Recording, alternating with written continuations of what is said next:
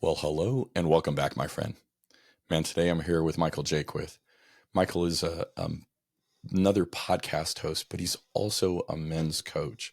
So he's coming at it, understanding, hey, I've gone through this stuff, same passion. He wants to see other men understand that they're not alone and that life can be different. So I'm really excited for our conversation here. We've already had a great conversation before and leading up to this, and listening to Michael on his podcast, stellar guy, amazing heart. So I'm looking forward to this. Michael, how are you doing today, my friend?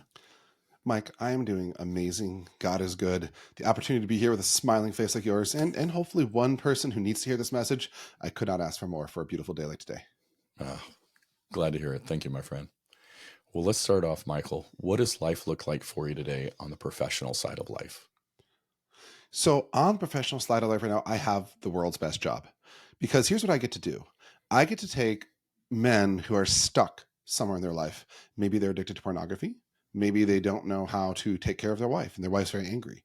Maybe they're dealing with these long hurts in their past that have prevented them from being able to, connect and love and be fully connected to their emotions. But whatever their story, we all come from somewhere.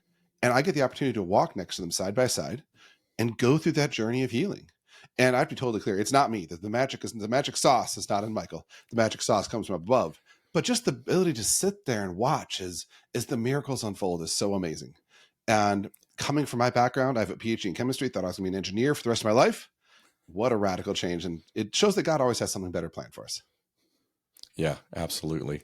And I thought it was really funny as you and I were talking earlier, and I had lived in Idaho and you'd lived in a different place in Idaho, that we'd actually worked at the same place in different divisions, but in the same place. It was like, wow, this is a super small world. So Isn't it funny?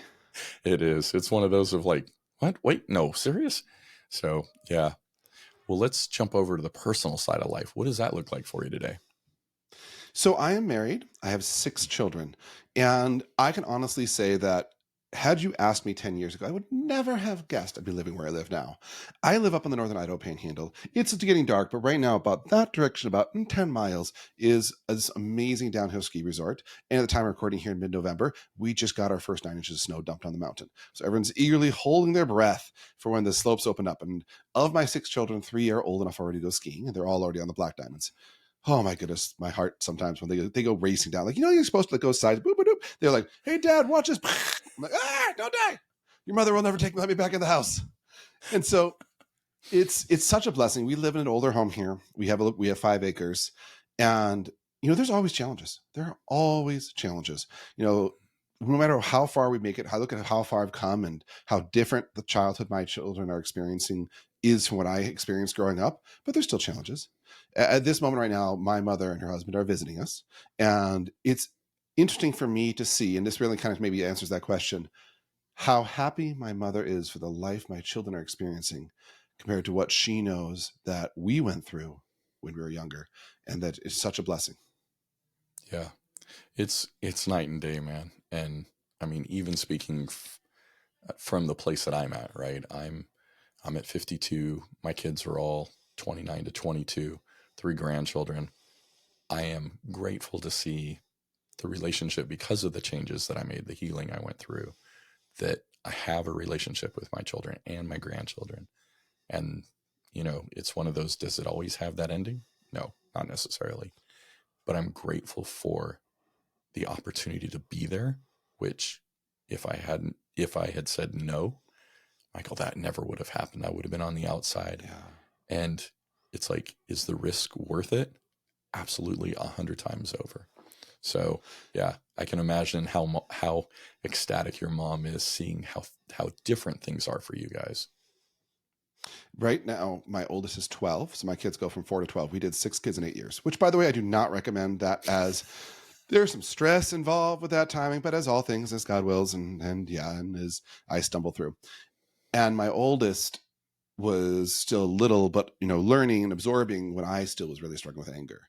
And so, as parent, you always see you transmit some of your own faults and flaws to your children. And so I'm so blessed that God has given me the time to work on this now while she's still at home. And I can then go up to her and I can say, kiddo, look, I see that you're angry. I even see that, some of these patterns you've learned from me, but let me just talk to you with you and see what's going on here and explore what's going on. And it is such a blessing and such a gift to be present with children in that deep way. Mm-hmm. Yeah, especially when they're trusting you to open up and share and go, hey, this is really how I'm feeling. These are the struggles I'm going through. It's night and day to the way I interacted with my parents. You Amen. speaking That's about so true. anger is a great point to jump into.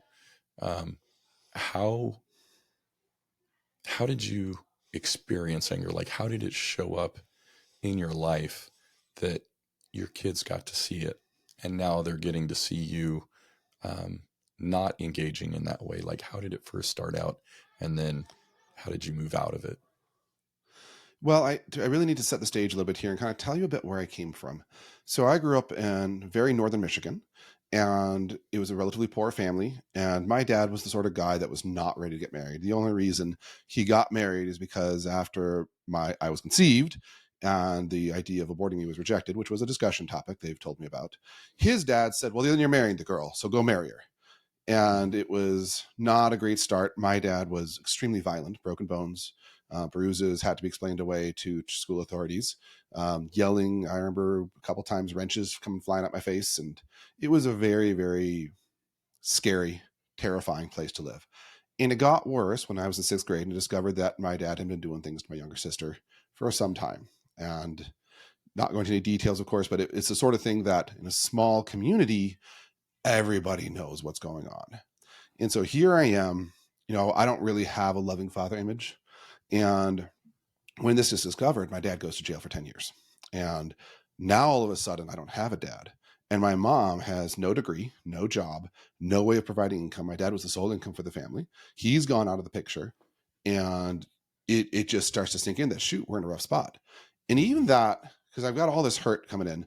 But I think with the next piece that really twisted it in was, bluntly, like, I was a smart guy. And, I was hurting, I was upset, I was smart. So when you're in school, and one of the other kids says something mean, I'd snap back, and I was good at it, and I'd snipe them down. Well, I was smarter than them, so what would they do? They'd go, "Oh, well, you're just a son of whose dad did such and such. I bet you do such and such too." And that just built this just feedback of shame to where, like, it got to where, like, if I even said anything, that was the response, because they knew that would shut me up. And so that shame just kind of started being baked into my identity of who I was. And kind of like, a bear caged in a corner there, like I wasn't sure what to do, but man, you poke the wrong spot, that claw comes flying. And so I graduated high school, and I'm like, forget this town. I'm out of here. And I went off to school, and I pursued what I call the church of hedonism. Every pleasure I could think of. Well, I never got into heavy drugs. Something, praise the Lord, I didn't touch those. That could have gone bad. But outside of that, I chased ladies, I chased porn, I chased alcohol. But all of it deep down was this deep, deep, deep wound and shame. And I was so mad because I knew there was this huge injustice going on, and I didn't know what to do about it. And I just wanted stuff to go the way it was supposed to go, and I couldn't get there. And so I got mad. And this really kind of, I think I hit it for myself pretty well. And I was like that raging fire with kind of like a veneer of calm on the outside. And it really became obvious to me when my oldest at the time was 1, and we're at church of all places, and she was doing what 1-year-olds do, which is kick and scream and tantrum and do exactly what they know you don't want to do, because that's what 1-year-olds do. And I'm there in the cry room holding this kiddo, and I wasn't hurting her, but I was squeezing her too tight. But more than that, my face, and I was told this later, my face was just twisted in anger. And I was just so filled with anger. And I just remember this feeling, why am I so angry right now? And I just, ah. And that kind of gave me a clue, like, whoa, maybe there's a bunch going on in there that I need to deal with, because this poor little kiddo does not deserve what happened to me. And I could just see, like, in that moment, see that, like you mentioned earlier, the choice we make. Do I want to go down the path that's comfortable and familiar that my dad did? Because that's the path. I saw it. I know. He trained me well in that path. Or do I want to try to find a different path? Yeah, that path has already been pretty well burned in. I mean, we're Yeah. watching, right? We're observing, we're picking it up, and that becomes normative. So yeah, there's a lot of things that it's like you decide, yeah, I want this. No, I don't want that. Um, so in that, like, you're looking at the anger, and you get an image, right, of, wow, this is not what I want. How did you begin to release that and move away from it, because I mean, it is a pattern. It's setting off almost like gates, right? And sometimes they move fast, it's like something sets you off and it's like you're off, nitrous oxide off to the races kind of thing. But how did you go about saying, no, I'm not going to continue to respond this way, and I'm going to work to, cut these wires that send me off? I think before you can cut wires, you have to understand where they come from.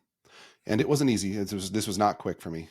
But I found I was given a blessing both of an amazing Catholic therapist and as well a great mentor friend who had walked down a path similar to this before. And between the two of those, and I'll try to keep this somewhat short because I'd go on for a long time about this one. What we discovered as we dug into my heart was that I was angry. Anger always comes from a sense of injustice. And when we're exploring anger, one of the great questions to start with is, where is the injustice? What is the injustice that's triggering this anger? And as we dug into my heart, what we discovered is a series of expectations. The expectation that I should have been treated better. The expectation things should have gone differently. The expectation I should have had a father. The expectation I should have grown up in a loving household and that had good, parents that were there and present and didn't have all the crazy cesspool that went down instead. And not only that expectation, but also the expectation that I should have had a different lifestyle, that I should have had more money available to me growing up. And there was this host and series of expectations, some of which perhaps a little bit of entitlement, like the money one, some of which perhaps a little bit more coming from the woundedness, that this is the damage that's done there. It is correct to observe that shouldn't have happened. That was wrong that damage happened, that wound was created. But before we can cut the strings, we first have to go into that space and say, what are those wounds? What are those vows? What are those expectations? Where is the injustice coming that you're perceiving? And as I dug in deeper and deeper, I'll pick one particular example. And for some people, this might be difficult to understand, but it became clear to me that I had to forgive my father. And a great deal of my anger was towards him. And at the time, when I remember the moment the therapist said, okay, so let's talk about forgiveness towards your dad, I was like, whoa, what? No, stop the presses. That is not something we do, right? I told you what he did, right? So you know that story and you're saying this? No, come on, let's talk sensibly here again. And that patient willingness of him and this other gentleman just to walk with me as I slowly went into that space, flailed around in anger some more, getting into that space, but just there to be like, nope, this is the path, and you have to go through this path. And so I think that was really the first step, is just to even get some clarity what's going on. It is one of the hardest things, I think, to accept and move through. But I think it's also one of the most freeing things, because you can look back and, Michael, there are deep ruts where I dug my feet in and I went, not just no, but, a lot of colorful words of no. He doesn't deserve it. I don't want to give it. All to realize I was the one keeping myself imprisoned, chaining myself emotionally to the baggage, the hurt, the shame, the pain. Man, it's not at all. I think when we hear forgiveness, it's not at all what we experience when we go through it. Is that similar to like what you discovered, or was it different? Oh, it's so true, because it feels so impossible that you sit in that moment and you're like, that would destroy me. And I'm going to maybe make a bold statement that says, in a sense, it's true. It will destroy a part of you, that part of you that is the chains, the part of you that is bound and tied to this pain and hurt. That part does have to get destroyed, because when we go through that forgiveness, there's a surrendering. There's a surrendering of, I hold judgment. It ought to have been different, to it was what it was. It wasn't perfect, but I've learned to accept that is the past. That's what's happened. I can still offer this person the gift of forgiveness, not even for their sake, but for my own. In fact, jumping ahead ever so slightly in the story, it took a couple more years before I was ready to actually say those words to my dad. But even when I did, he really struggled to even accept what I was saying. And I realized because he couldn't forgive himself. And in his own chains, he was unable to really even hear. But I also realized that wasn't really what it was about. It wasn't really about what I needed to forgive him, not for his sake, but for myself. And in that little mini death, a little death of my egotistical self to demand justice, in that death, there is such a freedom that comes. Yeah. The way that you were walked through it, was it that what your dad did, you forgiving him, makes it right, or doesn't necessarily like make it right? Like, is forgiveness um, a saying this was okay that what you did or not? You know, that's a really common misunderstanding about forgiveness. And so maybe to answer the question, I'll use a silly story. Let's pretend right now that I reach through this camera and I steal $10 from Mike. Ha! I'm a villain. Now, Mike doesn't know how much I stole, though. He just sees me grab his wallet and this, big old silly grin on my face. And now Mike, he's a much more generous guy than I am. So he might choose to forgive this thievery of mine. But before he can even forgive it, he first has to identify, how much did I steal? Did I steal $1,000? Did I steal $1 million? Probably not. Mike has it, but maybe. Did I steal $10? But when we identify what the specific injustice was, then it becomes impossible to forgive. But forgiveness never means the injustice wasn't an injustice. The theft was still real. I still have a $10 bill that was Mike's here in my hand. I obviously don't. But this hideous crime that I've committed, and I'm using this one to be silly because we can all laugh a little bit, but the truth is this is equally as true for the crimes of our parents and the crimes of my fathers, and particularly against me. The act of forgiveness never says, no, that was fine. There was no crime. There's no offense. There's no breach of justice in this moment. Instead, it actually says the exact opposite. There was. And very specifically, this is the injustice that occurred. And therefore, this is the injustice that must be forgiven. Yeah. And I incorrectly assumed, and part of the reason why I was hesitant is that I thought that it would, say, hey, what my dad did was okay. The interesting thing was, as I began to recognize what I was doing to my children and repeating that pattern, I wanted to be forgiven, but I was struggling to forgive. And it wasn't until I looked and went, I did the same thing to my children that my dad did to me. Okay, now what do I do? And it was this crossroad of, okay, if I want that, I would assume my dad does. But even if he doesn't, I know it's the right thing to do. And it doesn't say that, yeah, Dad, you're okay in what you did. It just says, I'm not going to hold this and have it be this weight that's trying to pull me under into all these negative emotions and ways to medicate. So I think, oh, go ahead. No, go ahead. You're good. Oh, one more perspective to offer when it comes to forgiveness. And this is a biblical perspective. For some people, this may not resonate. But Jesus tells a parable about a servant who owes his master 10,000 talents, is the direct translation. And the master forgives him. And then this servant refuses to forgive another servant who owes him 50 daily wage. My brain's turned off there. And then the master gets upset. And here's what's cool about this story. When this servant, the unforgiving servant's dragged before the master doesn't say, you did the math wrong. It wasn't actually 50 denarii that he owed you, but it was 30. No. The master never disputes the claim of the second charge. He acknowledges that debt is valid. And so the reason why we're invited to forgive is never that our math is wrong. We're human. Our math probably is a little bit wrong, but that's not the reason that we get invited to forgive. We get invited to forgive because we need that forgiveness even more. And this is, I'll say, very easy to see from a religious perspective. But if you're a little humble and you look closely at your own heart, and most of us know that we're not exactly as perfect as spring roses ourselves, and we need that forgiveness. And here's the real kicker. If I am unable to forgive you, it is extremely difficult to forgive myself. And that makes a very, very miserable life. You cannot give what you do not have. If you do not have forgiveness for others, you cannot also give it to yourself. And that's a painful spot to leave. And that spot leads to alcohol, to drugs, to anger, to whatever your particular way of soothing that yucky feeling is. Yeah. So as you were working through that with these other guys, did you then discover, hey, I'm unwilling or unable or just not aware that I need to forgive myself in the process? Was that something you came across as well in working through with these two guys? Very much so. When we humbly look at ourselves, we know our own sins better than anybody else, right? Anyone short of God.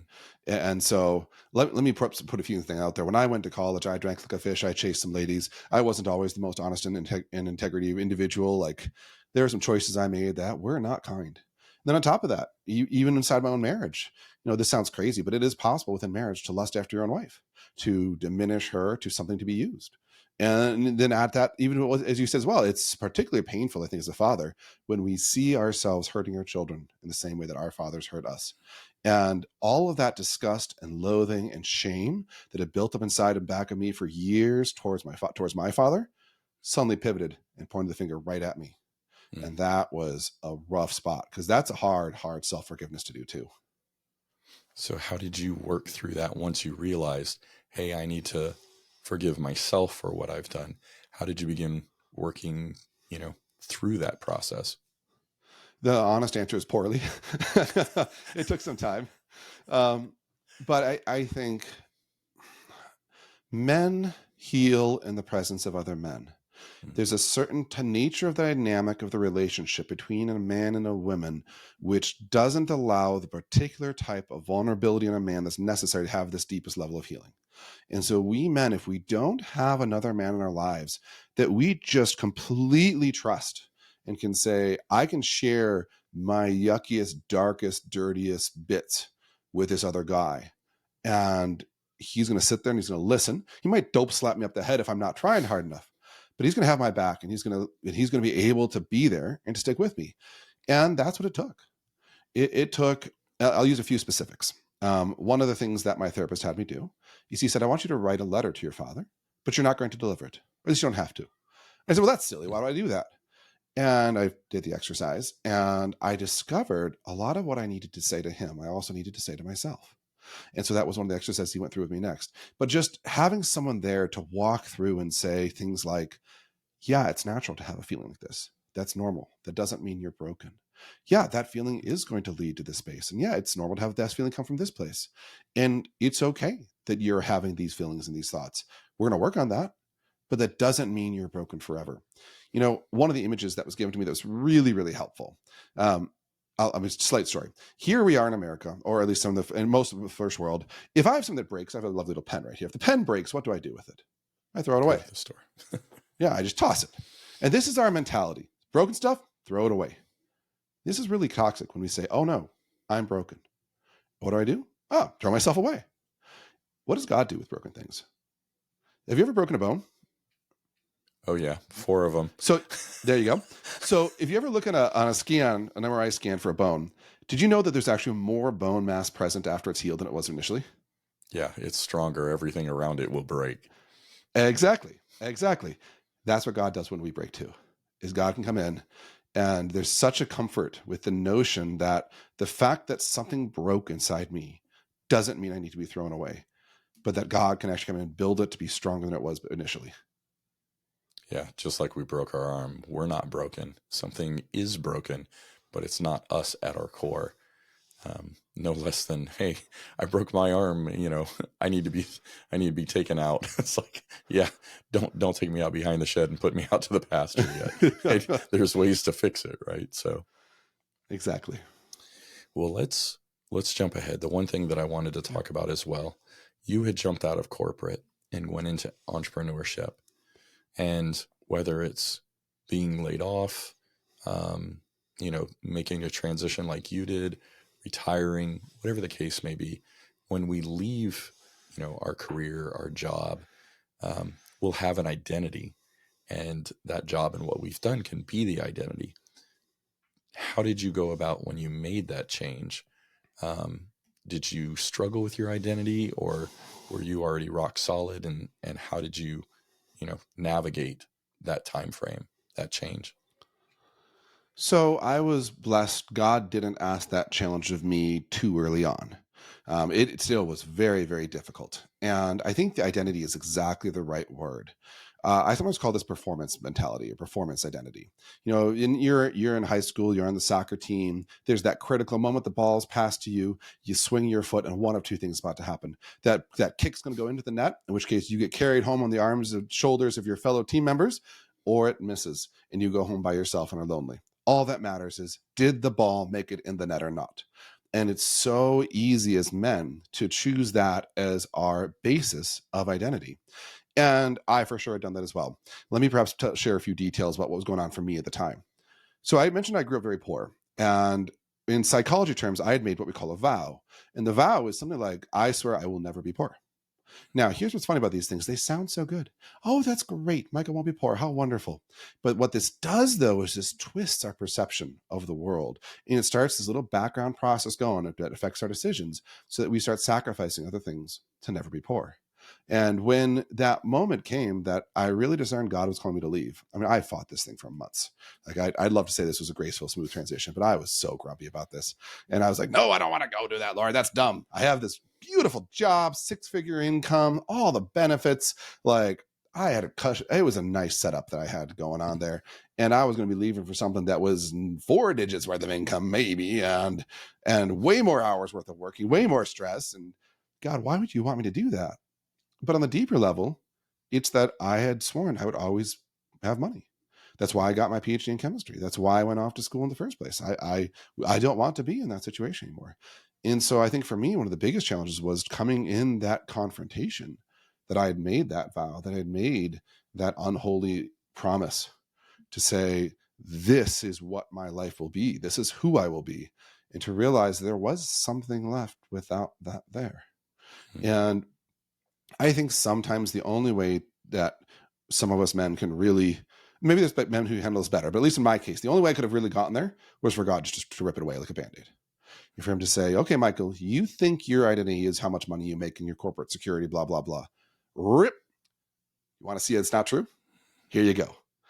And there you're like, oh, that stings so bad. But if we can approach with humility and the sense of surrender, my most hated biblical story is the story of Martha and Mary. I am such a Martha. And the injustice of Martha's story just grates me every time. For those who don't remember the story, Mary's sitting down, listening to Jesus. Martha's working her butt off to carry for every single person there in the house. And Martha goes, well, Jesus says, come on, Jesus, get Mary to help me out here. This is reasonable. I'm doing all the work. Come on. And Jesus, of course, tells her, nope, Mary chose a better path. And that injustice just digs into me because that's really what I had built so much of my identity on was I'm the guy who gets it done. I do all the stuff. I make it happen. And so, yeah, it was really, really hard. There's a tremendous amount. This is a very dirty, horrible S word of surrender that had to happen for me to surrender my sense of who I was, for me to surrender my dependence on money as being the validation that I was a good guy. Yeah, that one can be a challenge. Big time. Yep. I maintain the real dirty words aren't the 4-letter words. They're words, things like surrender or control and like those dirty words. Transparency, honesty, vulnerability. Authenticity. Yeah. And they are hard to enact.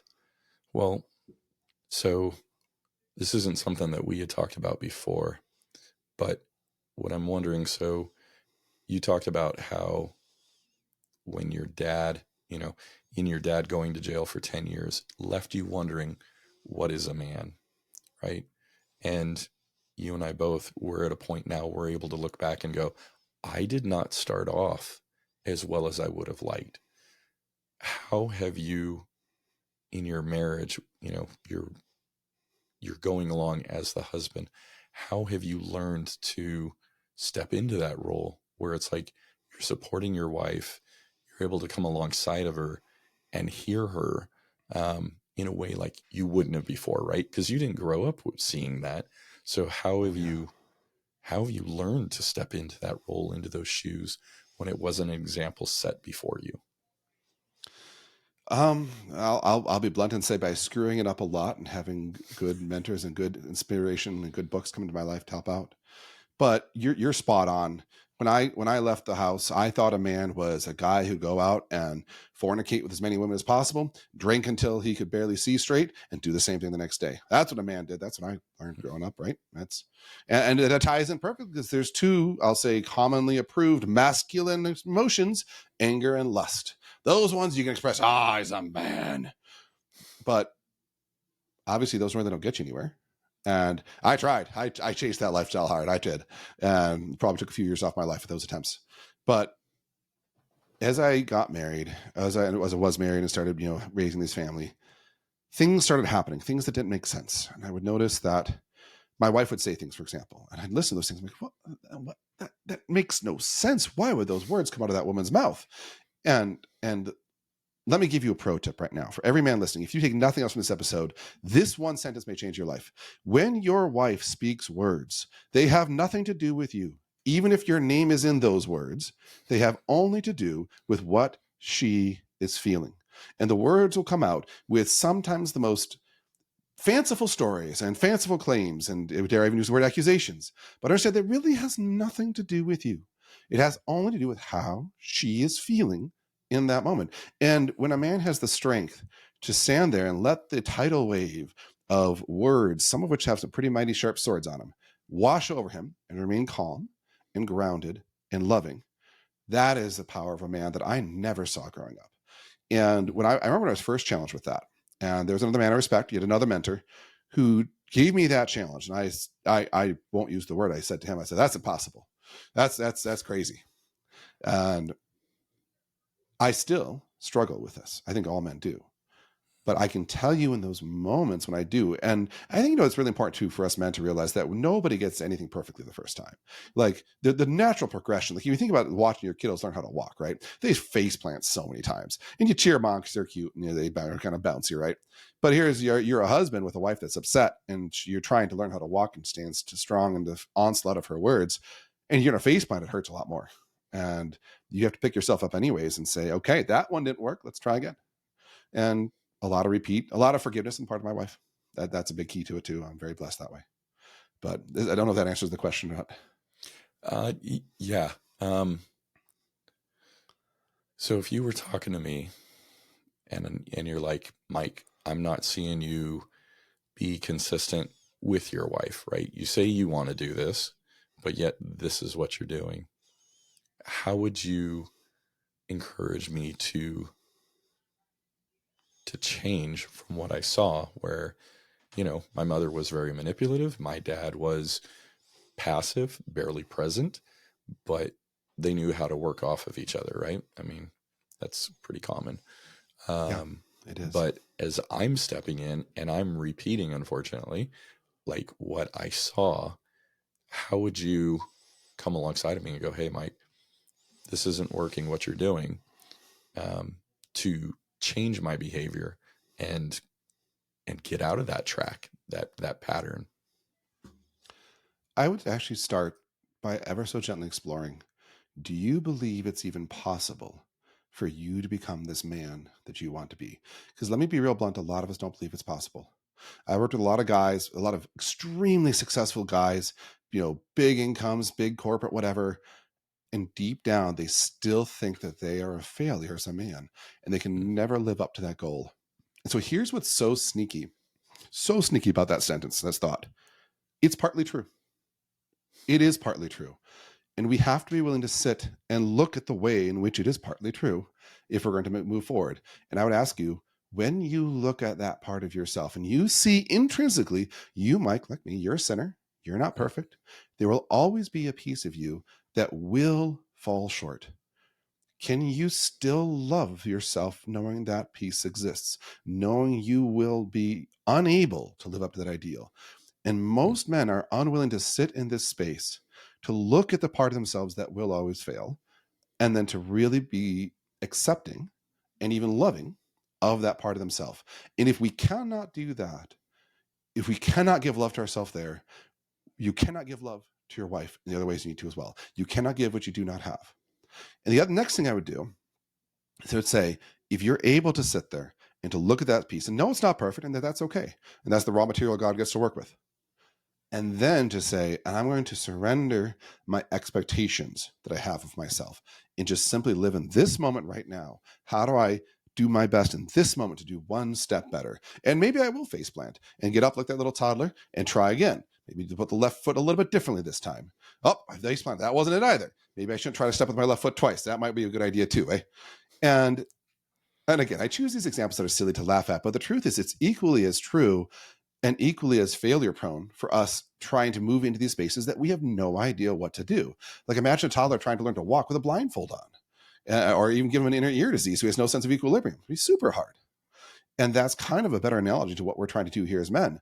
And so I would start by saying, can you love yourself knowing you'll be imperfect? And can you forgive yourself and live in the moment and just try right now to be the best you can? Because I guarantee you, the beauty of the human brain is such that if you just keep pushing forward, you will make progress. You'll never reach perfect, but you will make so much progress, and that progress just compounds on itself. Yeah. And I think the amazing thing is that when we quit trying to hold ourselves to this level of like perfection, right? Expected perfection, that it not only gives us room to give ourselves grace, but it's also going to create space for our wife to go like, hey, I recognize what's going on. And then creates a space for her to say, I'm not having to worry about him reacting this way. So I don't have to respond in this way. My wife and I, dude, there were things it was like, you could look, it was like a set of dominoes, Michael. This one goes off, that one goes off, this one goes off. Well, if he's going to spend, then I'm going to spend. And it was just ridiculous how far we would take ourselves because of that train of thought, that we were hurting ourselves more collectively than we could individually.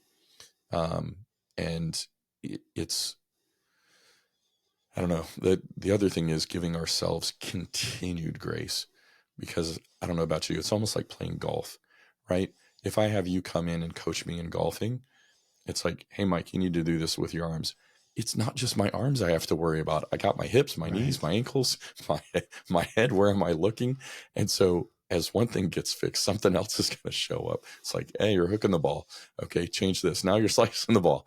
It's like that continued grace to just say, I'm going to do my best, and just take encouragement from that. And like we had talked about before, having other men around us, I think gives us a different perspective, because I can look at myself, and it's a pretty common thing. We'll berate ourselves. We have less grace and compassion for ourselves. Whereas I look at you, Michael, and I go, oh my gosh, dude, I've seen so much growth out of you. I won't see that same progression.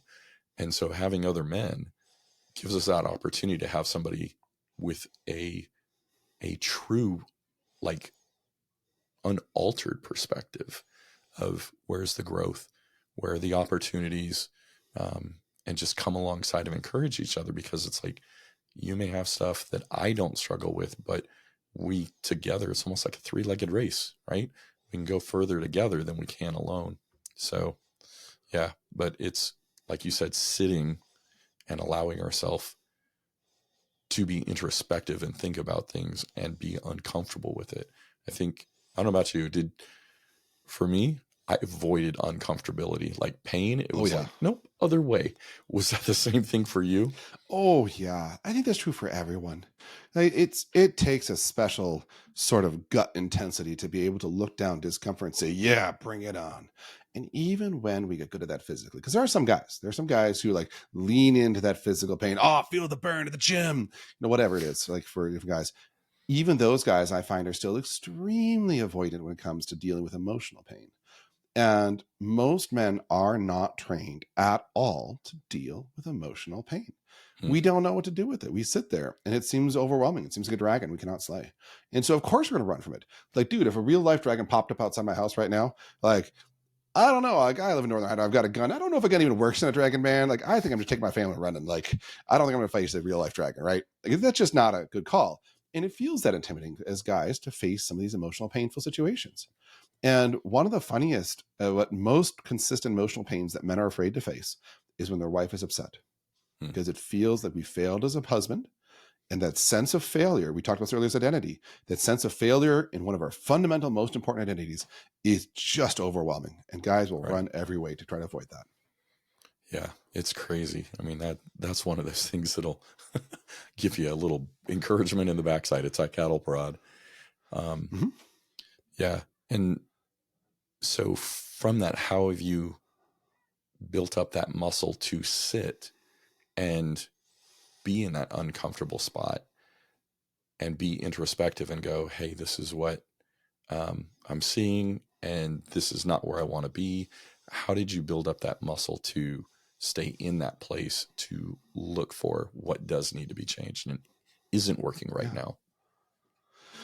The best answer that I can give you is practice. Like I don't know of a magic silver bullet that it's the same thing. If you want to build up, if you want to do a bigger bench press, you got to put the reps in the gym. If you want to build up the muscle for emotionally, you just got to keep doing the reps, and you got to accept that early on. So I actually love the gym. I go to the gym a bit, and you'll see some new person walk in, and like maybe I got 350 pounds on a back squat, and he'll walk up next to me, and he'll have like 100 pounds on a back squat, and it's just kicking his butt. And he watched me do it. And he's like, "Oh, that's so terrible. How come you get to do that and I don't?" He doesn't use those words. That's what he's thinking, though, right? And I just look at him and say, because I've put the reps in.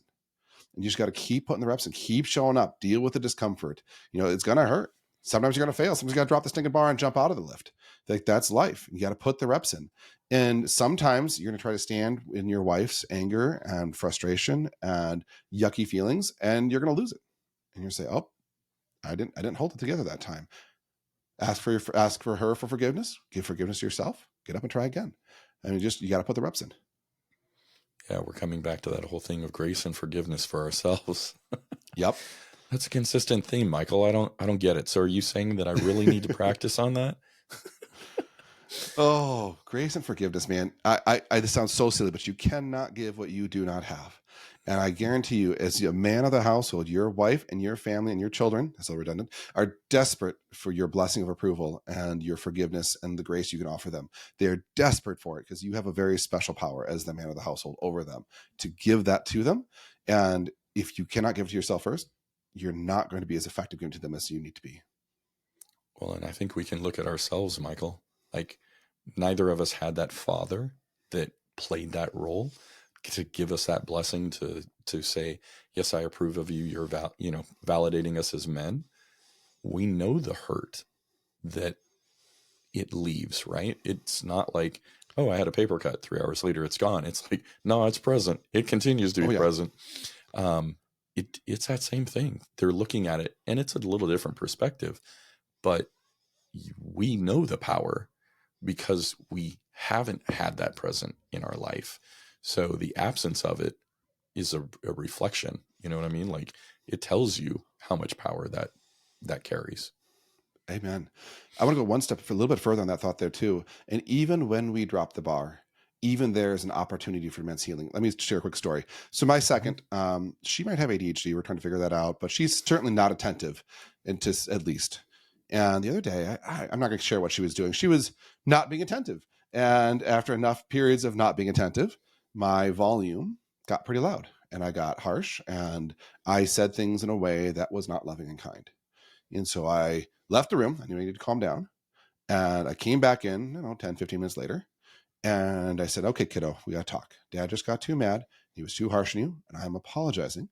And would you please forgive me for speaking to you the way I did? It wasn't right." And she goes, "That's fine, Dad. It's fine." And this is one of those critical moments because the kids want to get out of that discomfort as much as we do. And this is a great moment to role model. And I took her hands and I just said, "No, kiddo, it's not fine. The way that I spoke to you there was not fine. It was wrong. It was sinful. And I'm sorry. Will you please forgive me?" And she got what I was saying.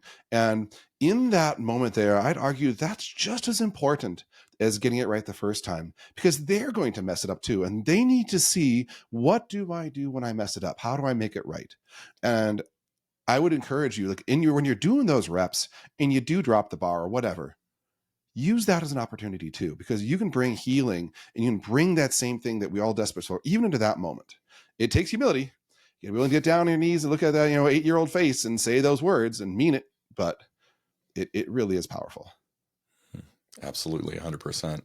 And it doesn't necessarily mean as they get older that they're going to be like, "Hey, Dad, yeah, I forgive you." But I think the power in it is us also just coming to that place of humility and asking and acknowledging, "Hey, I didn't do it right. I do apologize." Asking for the forgiveness because that is an uncomfortable place. So we can do what we can do, and that's what we're called to do.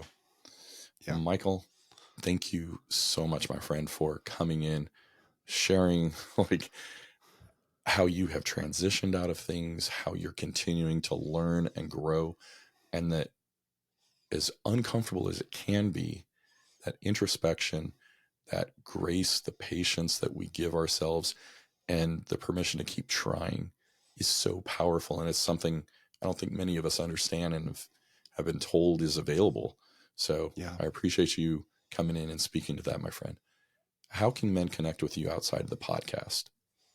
So I work with men, and I'm Christian. And so particularly I'm a Catholic. The way to find me is just type in Catholic Life Coach for Men. It's the name of my podcast, the name of the website.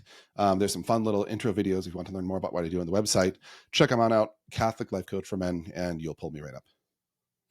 Michael, I appreciate it. Thank you so much. Mike, it's been a pleasure. I wish we had more time. This was so much fun.